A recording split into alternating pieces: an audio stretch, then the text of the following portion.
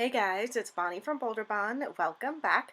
Last month I did a video showing you 13 different ways you can use your yearly view in the Hobonichi week. So I thought it would be really fun to try out some of those methods. So if you missed that video, I will link it at the end of this video. So I thought that I would start out with fitness this month. So I grabbed some of my little teeny tiny boxes that are made especially for the yearly view.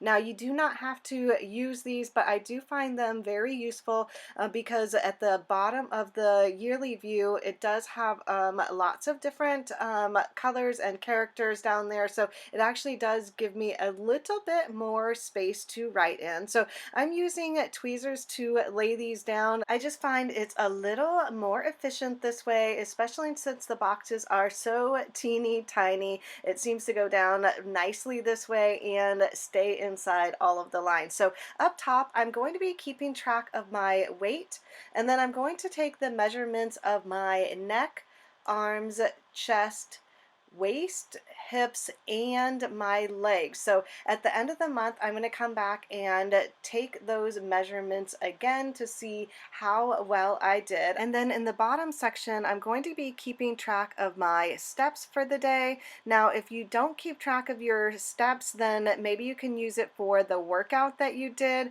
So a cardio workout, or you worked on your arms, crunches, swimming, running, things like that. So I hope you guys enjoyed this quick setup of my fitness tracker. Now I do plan on doing something different with this next month, so I would love to hear how you guys are using your yearly view, and maybe I will feature that setup in next month's video. If you enjoyed this video, don't forget to give it a thumbs up and subscribe if you haven't already. Thanks again for watching, everyone, and I'll see you in my next video. Bye!